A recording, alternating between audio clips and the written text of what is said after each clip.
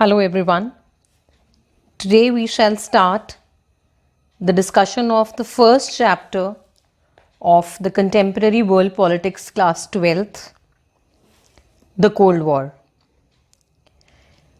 Now, to understand this chapter, it is important to understand what exactly is the Cold War. Let us go back and try and understand the situation which led to this phase and phrase.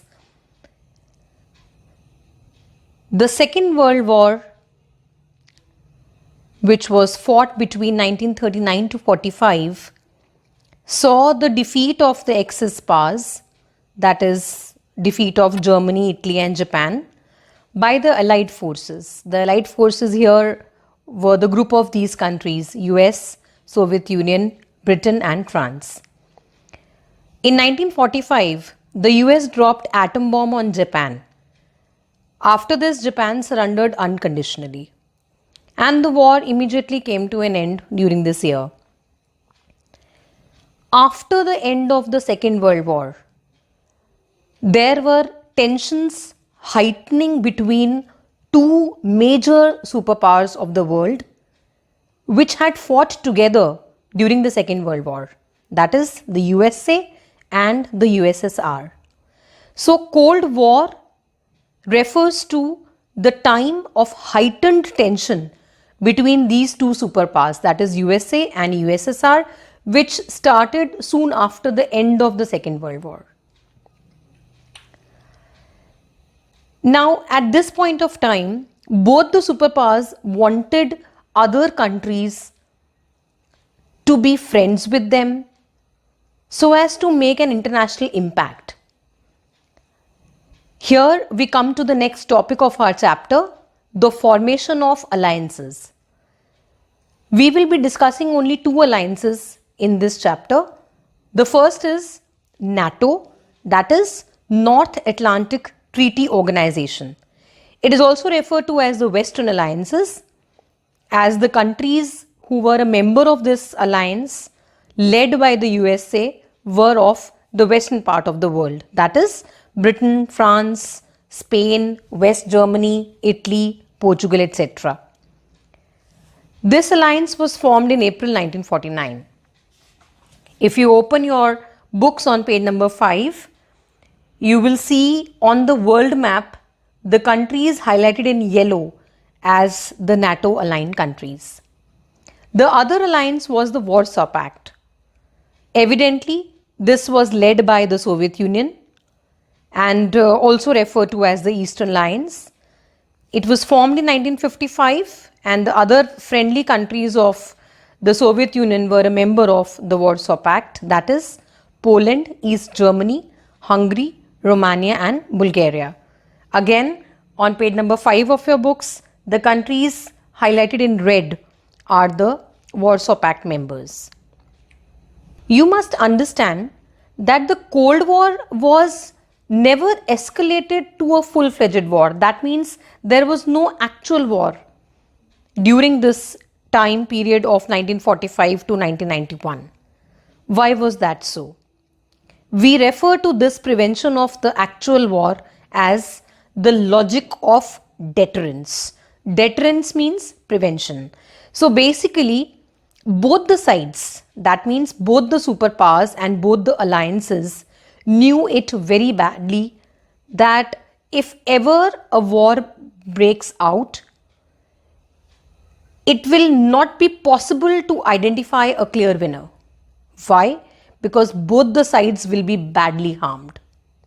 Both the groups had the capacity to retaliate. Both the groups had modern weapons, the showcase of which was done by the USA by dropping the atomic bombs on Japan. Therefore, neither of these two alliances could actually afford to initiate a war. So, this phrase Cold War basically is the term used for the heightened tension, but not a full-fledged war. Now let us come to the next topic of your chapter, which says what was the role of the other smaller states when the world was divided into two poles. There were other organizations, there were other movements, there were certain countries who formed a group outside these two basic alliances. Some of them are CITO, CENTO and NAM. We will be discussing about NAM in a little more detail towards the end of this video because India was the founder member of NAM. Now a question arises, why were these smaller states important for the superpowers?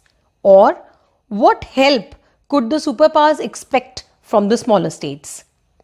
Now the answer lies in these 4 points. Number 1, they could gain access to the vital resources of the smaller countries like the oil, minerals, etc. Secondly, the superpowers could use these smaller states for launching their weapons and troops.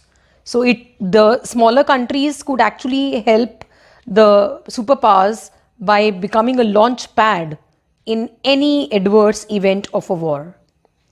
Thirdly, these smaller states could actually help spy, and also these smaller countries opened up their markets to these superpowers and their corporates from where they could earn money, and this economic help would actually pay for the military expenses of the superpowers.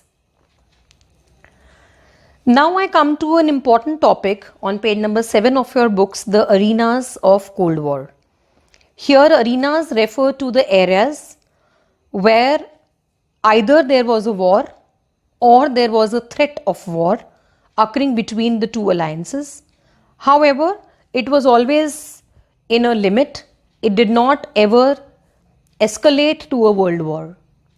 The 3 arenas were Korea, which eventually saw a division of South Korea, North Korea; Germany, which again saw the division of Berlin; and Congo. Realized that even if they were restraining themselves because of the logic of deterrence, there still can be a war. Why so? There were 3 reasons why a war could still occur despite the restraint followed by the two superpowers and their allies. The first could be the miscalculation of the possession of weapons on the other side. So there could be a war if one superpower felt that it was better equipped in terms of weapons and military preparations as compared to the other superpower. Secondly, there could be a misunderstanding of the intentions of the other side. That means one superpower is not planning to attack the other one, but the other feels threatened and reacts. So because of the misunderstanding, a war could occur. And lastly, despite any restraint, the war could actually occur if there was any nuclear accident. It was evident that during this time, both the superpowers had a lot of nuclear and atomic weapons in their possession, and any accident could actually lead to a world war. Now, when the world was divided into these two blocks, both led by two different ideologies, where the US was capitalist, the USSR was a communist country, there was another group which sought to challenge this bipolarity. I am on page number 10 of your books. This challenge came from a set of newly independent countries which were not developed. They were developing countries because they had just got themselves free from a colonial rule. This was known as the Non-Aligned Movement. A group of countries, they came together to cooperate with each other to fight the tension resulting due to the Cold War. And then there were many newly independent African countries, 16 of them, who were actually not clear as to where should they go or which alliance should they join. So there were three founders from Yugoslavia, India and Egypt. They came together, held a meeting in 1956. They were supported by another two countries, Indonesia and Ghana, and it resulted in the culmination of setting up of the Non-Aligned Movement. The first summit of Non-Aligned Movement was held in Belgrade in 1961, where 25 member states participated. Of course, the numbers have now gone up, and there are almost 116 members now with 15 observer countries.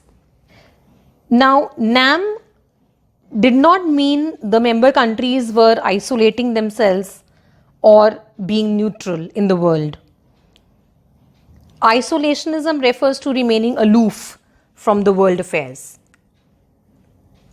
But the non-aligned countries, including India, they played an active role in mediating between the two rival alliances with the aim of building peace and stability in the world. Also, the NAM countries were not neutral. Neutrality is a policy of staying out of war. But the non-aligned states were actually involved in war due to various reasons. They also worked to prevent war between others and tried to end the wars if it had broken out anywhere. So it is important for us to understand the NAM as a group of countries who did not join any of the two alliances, but they were acting as a mediator between the alliances. If you come to page number 11 of your chapter, you will find a very important topic, the NIEO, that is New International Economic Order. Now let us understand what is this all about. So basically, most of these NAM countries that we've just now talked about were least developed countries. That means they were not developed, they had just got their freedom, they were drained of their resources, did not have sufficient developed technology. Therefore, we refer to them as LDCs. In 1972, UNCTAD, that is the United Nations Conference on Trade and Development, brought out a report titled Towards a New Trade Policy for Development. This report proposed a reform of the global trading system, and the reforms proposed were, number one, to give control to the LDCs over their own natural resources, because most of these countries were dominated by some or the other imperialist country. Therefore, they did not have access to their own natural resources. So that was the first proposed reform. Secondly, the access to the LDCs to the Western markets. That means LDCs should be allowed to approach and sell their products in the Western markets. Third reform proposed was to reduce the cost of technology from the Western countries. That means if any LDC wants to purchase technology from the developed countries, they should be given at a reduced price. And lastly, the greater role of the LDCs in international economic institutions, because most of these economic institutions were dominated by the West and the developed countries. So this was another reform proposed. The NIEO, however, faded, and it faded due to obvious reasons. The first reason was the stiff opposition from developed countries. Obviously, the developed countries did not support the demand of these LDCs. And the other reason was that the NAM countries themselves were not very united. They themselves had a problem of unity and therefore could not have a strong voice in the world affairs. So when we talk about NAM, let us understand what was the role of India in NAM and during this entire period of Cold War. In NAM, we had a founder member's role. So Jawaharlal Nehru was a very bigger. Now let us understand what was the role of India as one of the leaders of NAM in response to the ongoing Cold War. India took particular care in staying away from both the alliances. So India was not a part of any of the two poles which the world was divided into. India also raised its voice against the newly decolonized countries not to join any of the alliances. That means we were advocating to the newly independent countries not to join any of the alliances. And further, India tried to activate the regional and international organizations which were not a part of the alliances.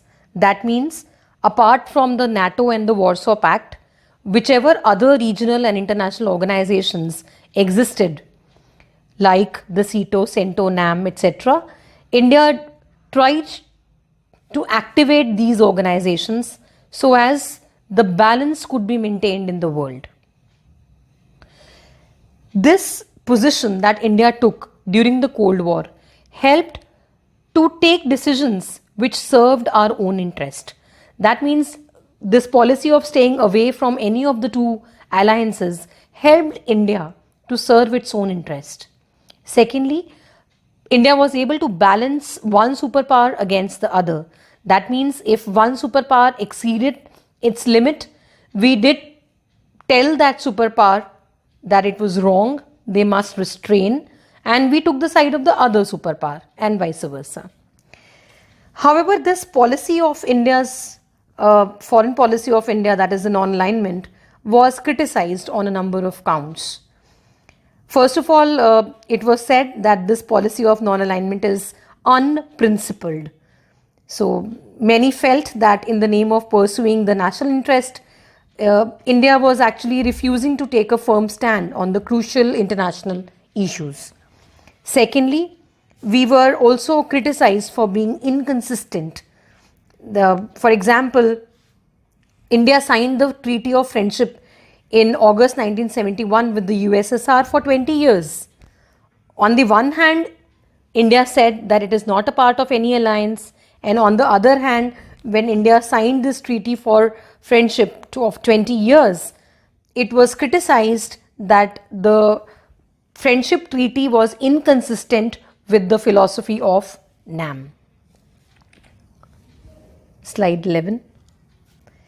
The last topic of this chapter finishes with the various arms control treaties which were signed by various countries. It is on page number 14 of your books. We'll take a quick snapshot of these treaties. The first is the Limited Test Ban Treaty, LTBT, signed in 1963 by the premiers of UK, USA and USSR in Moscow. The second is NPT, the Nuclear Non-Proliferation Treaty. It was signed in 1968 and the member countries are US, USSR, Britain, France and China. It was signed in Washington, London and Moscow. India is not a member of either of these two treaties. That means we have not accepted both the treaties, both LTBT and NPT.